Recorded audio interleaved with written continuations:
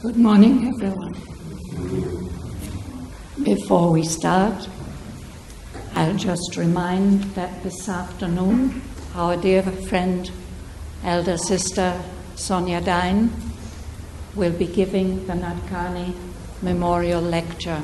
She's speaking about Book 2, which she has given a great deal of study to over the last years. She says we look always at things from the outside, but Sri Aurobindo asks us to look at things from the inside, and that is how she has tried to look at this longest book in Savitri, the book of the traveller of the worlds. She's followed King Aswapati as he mounts the world stair, and that is the title of her talk, Inside the World Stair. I'm sure this is going to be a very, very rewarding presentation. The talk will start at 4 o'clock and she will end probably around 5 or 5:15. If people are coming from Pondi, there are buses from behind the ashram leaving from 2:30 onwards, and some light refreshments will be available here before the talk.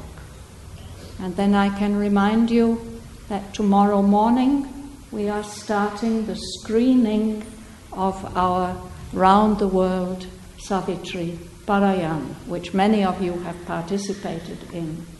When we put all the recordings together, we found that the duration of the Parayan is less than expected. We'd estimated about 48 hours. It's coming to about 35. So because the editing and projecting team have been working day and night for the last week, we decided to make things a little easier for them. We will start the screening at 6 a.m. instead of 3 a.m. as originally announced. We have published a kind of timetable of the journey. But this morning we discovered, our friend in Netherlands discovered that there are some mistakes in that, so we'll be reissuing it probably tomorrow. But I hope we'll have the correct version we can distribute here and we can email out to everyone. On the 21st, on Mother's birthday, at 10:30 in the morning, the Divine Flowers exhibition will be opened, and that will run until 28th, Auroville's birthday, at 5 p.m. So those preparations are going on now. We hope they'll be fully ready to open at 10:30 on Wednesday.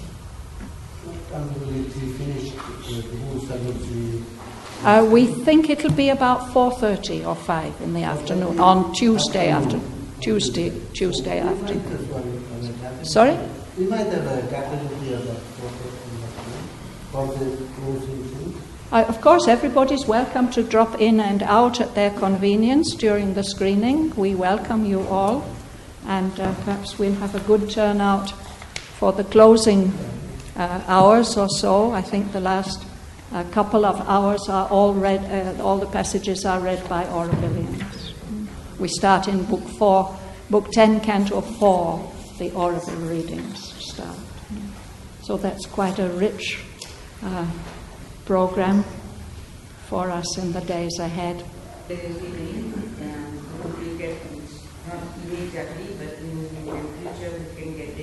You see, it will be available, the whole sequence will be available via a link which we have publicized. It's on our posters. At the same time as we start to stream it here, that link will be activated and you can watch it from wherever you are in the world, on your on internet, on your screen, or wherever. Also, at this point, perhaps I can say that we are aware of many imperfections in this version, and we don't consider it the final version. We're contemplating working on making it more perfect and perhaps replaying for Sri Aurobindo's birthday. But you were asking about people getting their clips. Yes, we'll be sending out information about this. It will be possible. It will be some work. At this busy time, we can't promise exactly when, but perhaps in March sometime we will be able to send you your clips. You can pick up on a flash drive, or we can send by Dropbox. So let's now turn to the reason for it all. We are reading in Book 2, Canto 3, The Glory and the Fall of Life. And I think we stopped on page 118 at the break. Perhaps we read to the next two sections, at least the first section. We read through. We read through the whole canto? No, we read through up to page number 122 and we stopped. So today we are going to start studying on page 118 at the break. First I will read the last sentence of the first section. When King Asvapati entered, when he left the realm of subtle matter and entered the realm of life, it's as if he enters it on the level that we live on, a world of doubt and uncertainty, where we don't know what truth and beauty are, and in which life is driven by irrational impulses. He says, trying to drain all experience. The spirit of life seems to have no moral values. It is only variety of experience which moves it. And yet, says Sri Aurobindo, yet pure and bright from the timeless was her birth. A lost world rapture lingers in her eyes. Her moods are faces of the infinite. Beauty and happiness are her divine right, and endless bliss is her eternal home. We're on page 118 at the break, and we'll read on from there. Native right. Her native. It's also Beauty and happiness are her native right.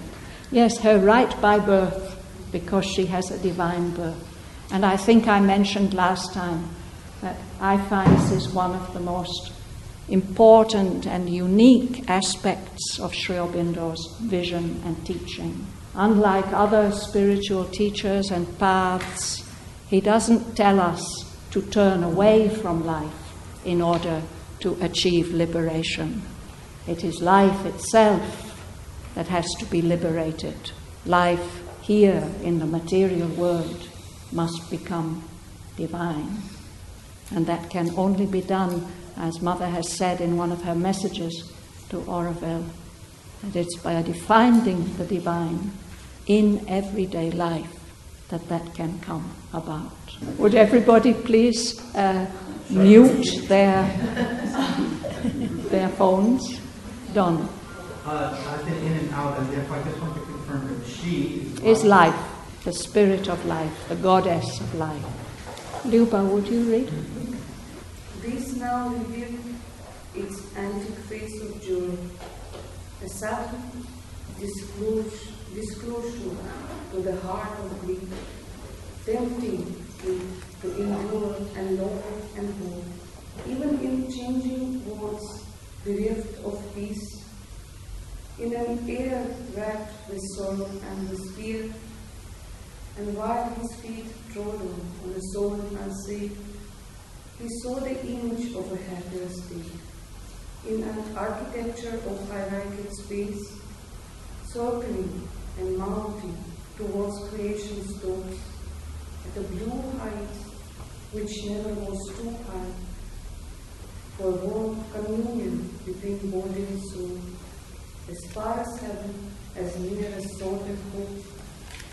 Glimmered the kingdom of a griefless life. Above him, and a new celestial world, other than the heavens beheld by modern eyes, as on a fretted ceiling of the gods, an archipelago of laughter and fire, one stars apart in a rippled sea of sky.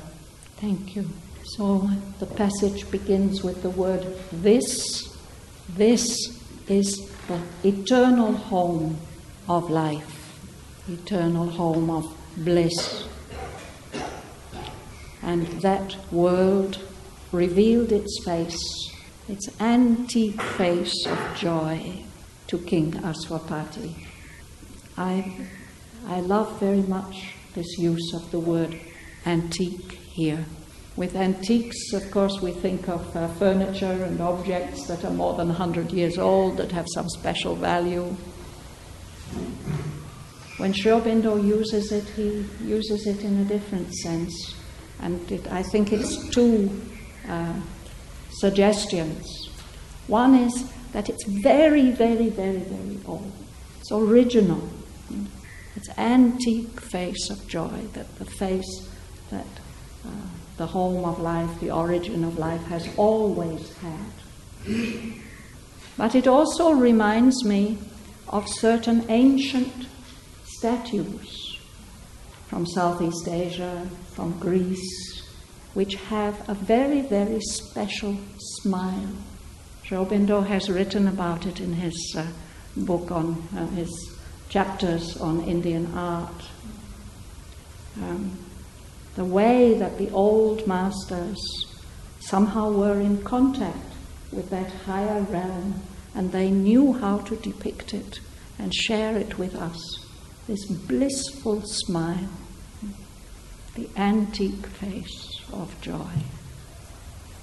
So that the sight of that home and that face is for King Aswapati a sudden disclosure. It comes like a revelation to the heart of grief.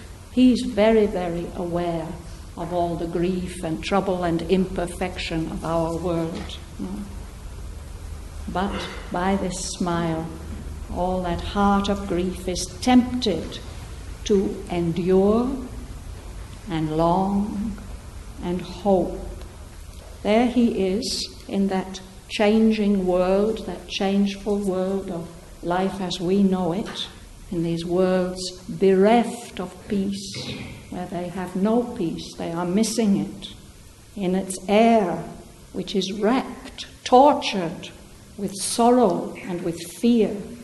And while his feet are still standing on this shaking ground, this quaking earth that he described in the previous canto, Aswapati sees the image of a happier state.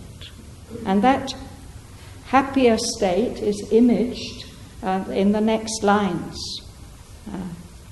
The poet writes about an architecture of hieratic space, sacred space, and arranged in order, in hierarchies and tiers. He sees these kingdoms of a griefless life. That architecture is circling and mounting towards the very highest levels of creation. But they are not up at the very highest levels. They are at a blue height, but that height is not too high to mean that there can't be any communication between the soul and the body, a warm communication. But nevertheless, these worlds seem as far away from us as heaven, but still as close to us as thought and hope. These glimmering the kingdom of a griefless life. It's above him in a new celestial vault, not the sky that we see when we look out into space, other than the heavens beheld by our physical eyes. It looks as if it's a kind of ceiling that's been decorated with very intricate woodwork and painting, carved and painted.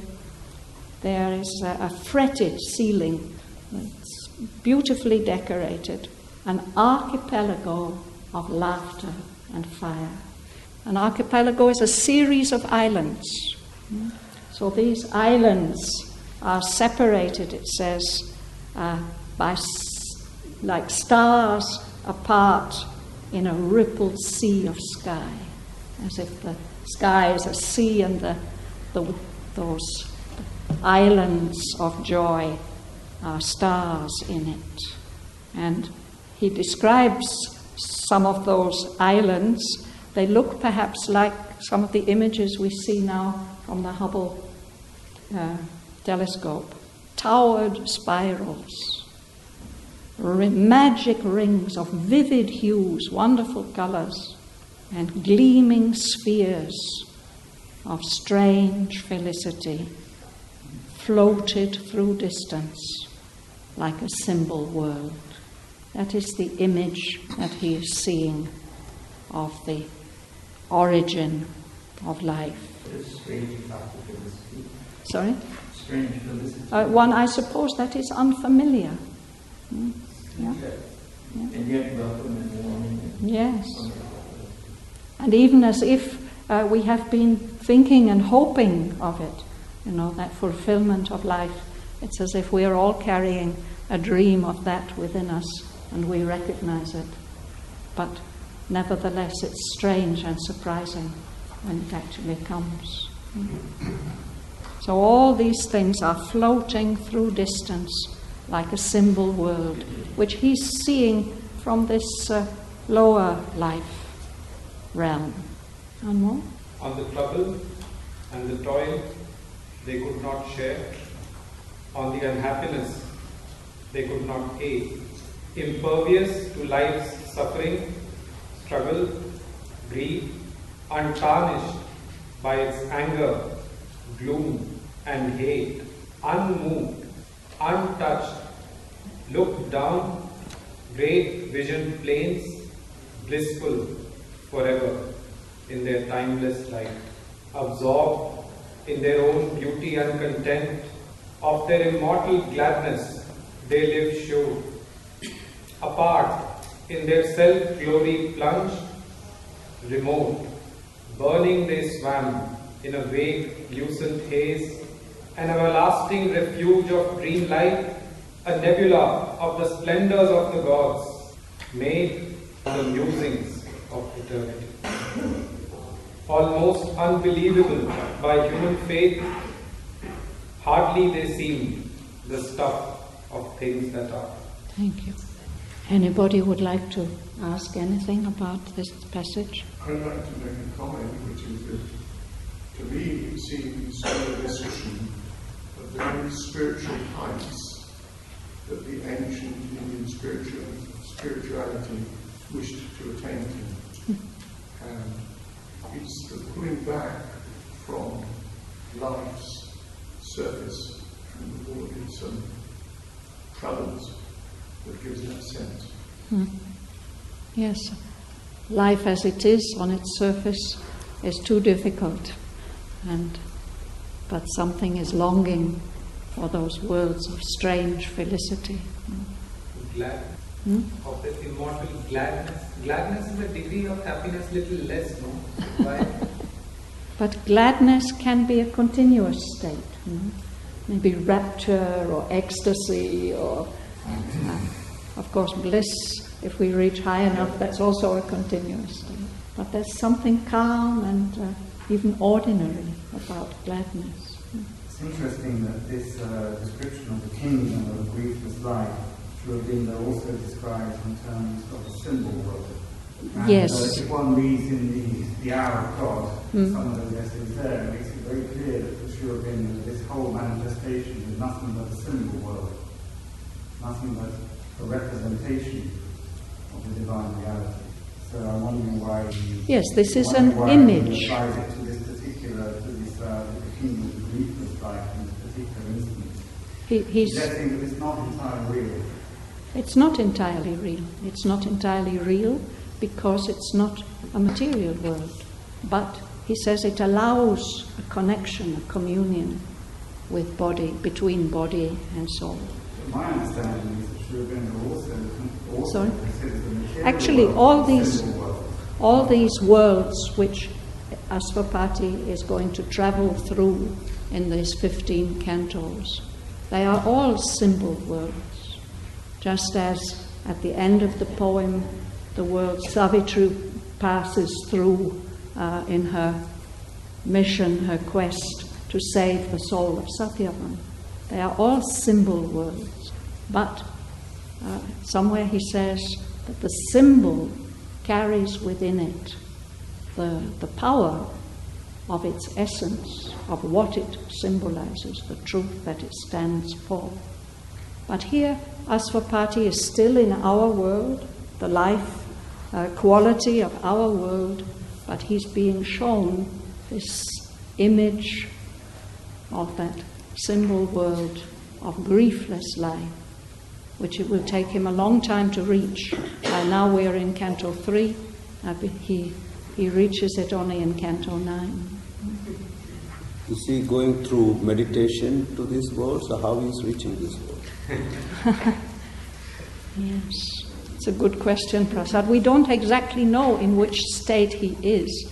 It must be a state of concentration, aspiration, and in that state, all these things are revealed to him systematically, in order.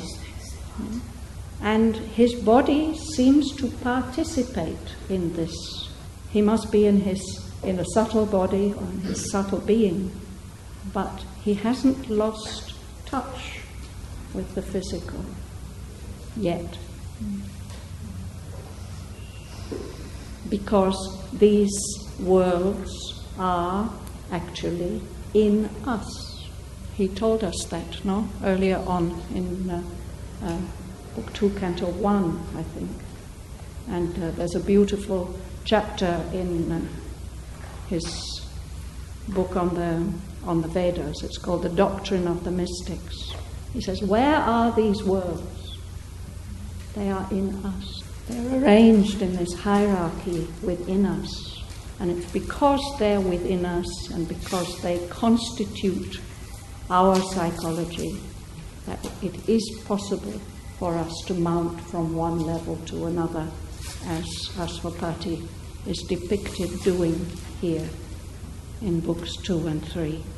But we have to say he's alone on this journey. It's not a world with, of course he encounters other beings, he can see them and become aware of them and their nature, but he's uncompanioned on this journey. Shall we go on? Marie-Ange, will you read? As through a magic television glass, outlined some magnifying inner eyes, they shone like images drawn from a far scene, too high and glass for mortal gaze and see, but near and dear, to the longing heart, and the body's passionate thought and sense are the hidden kingdoms of the attitude. In some close unattained realm, which yet we feel immune from the harsh clutch of death and time, escaping the surge of soul and desire, in bright eccentric states, peripheries, forever following in these delight. In dreams and trance and news before eyes, across a circle of visions in a field, wide, rapturous landscape fitting from the sight, the figures of the perfect kingdom pass, and behind them leave a shining memories trail. Thank you.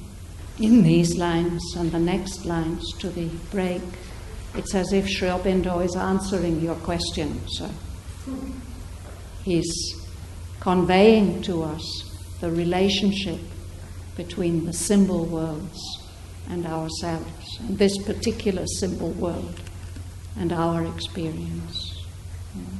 Aswapati sees them as if he's watching through a telescope and a television at the same time. A telescope that brings these images near and magnify them to the inner eye of consciousness. They're shining there like images thrown from a far scene. A scene that is too high and glad for our physical eyes to catch hold of, but it's very near and real to the longing heart and to the body's passionate thought and sense. There's something in the body which divines the existence of the possibilities of this happiness. These are the hidden kingdoms of beatitude. They are too high and glad for our physical eyes to see, but they're very near and real to our longing hearts, which want us to be able to experience them also in living reality, in the physical world, in the material world. So, Bhavan, when Shraddhavan wrote this, at that time television was already... I think this was written in the late 30s, and perhaps television was already, the principle of television perhaps was known, but I think he seized hold of this useful word to express an experience, which he had long before. So far as we know, I don't think he ever saw an actual physical television. No, but this is not the television as we know. Television, the word stated far distance. View for far distance. Basically, this is like a binocular view. That means television. So through a telescope or transmitted to us by a telephone, television, we can... David means far in Greek. So it's a binocular. And his realm is close to us. We haven't reached it. It's unattained, but it is close to us. We feel it, and that realm where it is immune from death and time, that harsh clutch which we are in the grip of. And yet they're far enough away to escape the search of sorrow and desire. Those kingdoms live in bright, enchanted, safe peripheries, forever wallowing in bliss they lie. Wallowing, it's really a nice image in one word. It's what elephants do in the river, and hippopotamuses and pigs. Oh, they wallow in the mud. But these worlds are wallowing in bliss forever. It's very nice how he uses this rather crude wallowing. Are we looking at the subtle worlds from which Mother was able to see Auroville that's waiting to happen? I think so, yes. Perhaps she saw Auroville from the subtle physical realm, but there's a hierarchy of these subtle worlds. And definitely, she not only saw Auroville, in 1916 or something like that, she saw the freedom of India. Yes. And so she said, it's absolutely sure, it's destined to happen. And of course, some things we see in the subtle world are not so firmly destined as that. They are possibilities which may or may not be realized. She said it will be without violence, the British will themselves leave, the world situation will become better. Yes, if they had listened to Aurobindo, perhaps there would have been less violence than actually happened. So, we experience these worlds if we have the capacity of subtle vision. Rapturous landscapes fleeing from the sight, the figures of the perfect kingdom pass. We may see images of them in dream and trance and muse, and behind them they leave a shining memories trail. The memory itself is a kind of path leading us inward. Could also be the imagination of authors. Of what? Of authors, artists. Yes, of course. Would you read the next lines, please, Don? Okay. Imagine scenes or great eternal worlds. Dream courts of sense. They touch our hearts with their depths. Unreal seeming, yet more real than life. Happier than happiness, truer than things true. If dreams these were, or captured images, dreams' truth made false earth's vain reality. In a swift, eternal moment, fixed there live or ever recall longing eyes, calm heavens of imperishable light, illumined continents of violet peace, oceans and rivers of the mirth of God, and griefless countries under purple sun. Oh my God. These were the lines which Sunilda has captured in the beautiful music we heard. Violet, purple suns. Violet, it's one of the colours of the vitamin, the life being. Purple suns. You know, Shraddhavan, Mother saw Auroville as if the peacock spread its wings. And she said, pity that I can't capture this image with the photograph, I cannot photograph this one. And there you have the purple color and the violet color in peacock's wings. Some painter has to paint this. That's what perhaps true artists are always trying to do, to catch these images of the subtle worlds. He says they may be only imagined scenes, but they may also be great eternal worlds. They may be just caught in dream, or it may even become real to the senses. But whichever way it is, they touch our hearts with their depths. They seem unreal because they don't belong to our material world, which we experience as the main reality. And yet they are more real than life, than the life we know here. They are happier than our happiness, truer than things true. So if dreams these were, or captured images, things that have really been seen, dreams truth made false earth's vain realities. When we insist that this is the only reality, these dreams, these images are so real and so powerful that they contradict that conviction that only this is real. We catch them perhaps in a fixed eternal moment or in a swift eternal moment, but they remain with us. Sense they are always there, or they come back to us, ever recalled. They come back again and again to the eyes of our longing eyes of our memory, these calm heavens of imperishable light, illumined continents of violet peace, oceans and rivers of the mirth of God, of God's laughter, and griefless countries under purple sun. In Sri Aurobindo's correspondence about Savitri, there's an exchange between him and Amal Kiran about these purple suns. Amal reminded Sri Aurobindo that there's an image like this in Virgil's Aeneid. And Sri Aurobindo said, yes, to the Romans, these vital heavens with their purple suns, they were the only heavens. They didn't know of any higher heavens.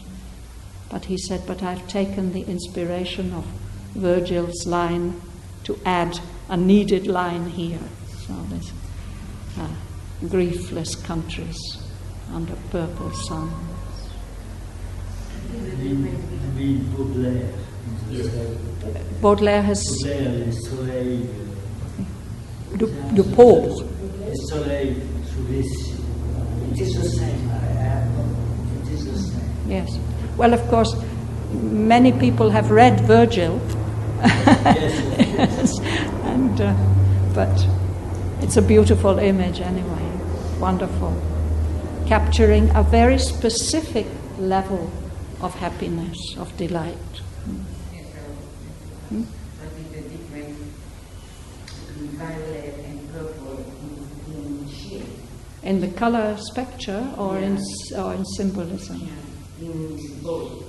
The color. Purple, if I'm correct, if there's artists here who know better, purple has more red in it, and violet has more blue. And of course, red and purple, they have their own symbolic effects and meanings. Lighter and violet and deeper. Of course, also the word purple has a specific connotation of its own. Purple, of course, it's a color, and it's a color that was found or made by the Phoenicians in the Eastern Mediterranean. They found a shellfish, and they could extract from this fish a dye which they used to dye cloth. And we heard from an Italian visitor, lady who had a great knowledge of history, that purple cloth, which was so much valued that only in ancient Rome, only the imperial family were allowed to wear clothes made of it. It wasn't only this lovely purple dye, it was interwoven with threads of gold. So it was very shiny and brilliant. So that's why the suns are purple, you know. They have this brilliant, shining quality. I want to say something about purple. What comes to me is Jimi Hendrix. Louder. Jimi Hendrix and Purple Haze. The song, it was really... Most of us won't know it. So what's the quality of the song? You had a vision. Yes, a purple haze. But it was kind of this was A kind of mist. or something. Yeah, a mist, but it was a really strong song. Anyway, so that was the title of the song. Okay. So, shall we read on? Vikas? This, once a star of bright remote idea, or imagination's comet trail, a dream, took now a close reality. The gulf between dream truth, earth fact, was crossed. The wonder worlds of life were dreams no more. His vision made all they unveiled its own. Their scenes, their happenings, met his eyes and heart, and smote them with pure loveliness and bliss. The breathless summit region drew his gaze, whose boundaries jutted into a sky of self and dipped towards a strange ethereal base. The quintessence glowed of life's supreme delight on a spiritual and mysterious peak. Only a miracle's high transfiguring line divided life from the formless infinite and sheltered time against eternity. Thank you. So these are all inner experiences, psychological experiences, which King Aswapati is having. And the first sentence here expresses a transition. First he sees an image of those kingdoms of the griefless life. So then it's a star of bright, remote idea. It might only be a comet trail of dream behind some imagination. But in his experience, this gulf between dream truth and earth fact gets crossed, bridged. These wonder worlds of life were dreams no more. His vision, his power of inner vision, made all they unveiled its own. He's really seeing and living these experiences. So the scenes and happenings of those worlds met his eyes and his heart and smote them powerfully with pure loveliness and bliss. It's an experience by identification. And then he looks higher than those worlds, up to their tops, to a breathless summit region of very rarefied state. And the boundaries of that, like the outlines of mountains against the sky, jutted into a sky which represents the one, the self of all. And these mountains seem to dip down towards a strange ethereal base, not a rocky, hard base, but a misty, ethereal base. And he sees the glow of the quintessence, the ultimate essence of life's supreme delight. And there, as if on the very highest peak, it's a spiritual and mysterious peak, there's just this thin line, he says, a miracle's high, transfiguring line divides life from the formless infinite. These are not distant states. The highest levels of life are very close to the transcendent. He makes that point again later on in the poem. But here he's seeing this closeness. And there's only this faint little line, dividing life from the formless infinite, sheltering time, our world of time and space, against infinity and eternity. By definition, sheltered time against eternity takes us back to time as being something that is cut up. The very earliest definition of time, I heard this on BBC, so it's bound to be true. The earliest definition of time was cutting up. Into minutes and seconds and moments and hours. And it seems to be implied here that time is sheltered against eternity. Our world of material manifestation, what we live in, including all the subtle worlds, which also have forms and atmospheres. What separates them from the transcendent state is this transfiguring line which gives rise to space as the one consciousness objectivizes itself in distance, and in time, with this succession of moments which seems to be unidirectional, which doesn't go the other direction, and of multiplicity. The one is divided up into uncountable myriads of selves, of individual selves. Disaggregated, gets more and more and more disaggregated, so that when the universe manifests, there's only these tiny, tiny little subatomic particles, or even less than that, some kind of little specks of existence. He will describe all this process later in the poem. So yes, space and time, these are the and individuality, disaggregation, these are the starting conditions for this world we live in. And then the adventure, the fun, seems to be out of all this, to bring everything back to a oneness which is conscious of its differences. I can't resist reading in Canto, Book 1, Canto 5, page 88, after the break, line 524. This is the vision King Ashwapati has seen, introducing him to this hierarchy of worlds, ascending and descending twixt life's poles.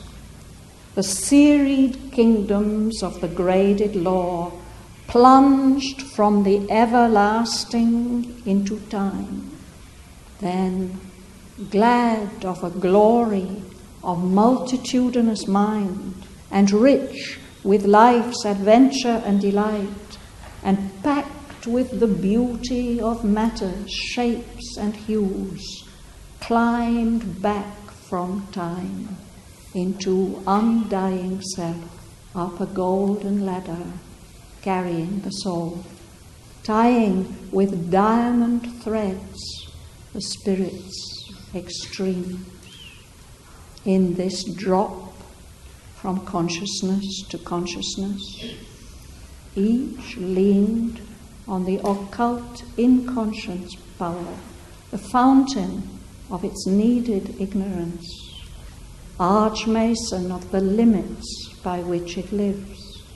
In this soar from consciousness to consciousness, each lifted tops to that from which it came, origin of all that it had ever been, and home of all that it could still become. The passage goes on, but it's a wonderful key to understanding something of Sri Aurobindo's vision of the evolutionary universe. So we stopped at the bottom of page 120, line 171. Let's go on from there. Norman, you'll read. Out of that formless stuff, time mints his shapes. The eternal's quiet holds the cosmic act. The protean images of the world force have drawn the strength to be, the will to love, from a deep ocean of dynamic peace. Inverting the spirit's apex towards life, she spends the plastic liberties of the world to cast in acts the dreams of her caprice. His wisdom's call steadies a careless feet. He props her dance upon a rigid base. His timeless, still immutability must standardize her creation's miracle. Out of the void's unseeing energies, inventing the scene of a concrete universe, by his thought she has fixed its paces and its blind acts. She sees by flashes in his all-knowing light. Thank you. At her will... No, we'll stop there. No, thank you. Anything to share or ask about this? Would you speak about this phrase, inverting the spirit's apex towards light? The apex is the highest point. No? So it's as if he's turned the highest point downwards.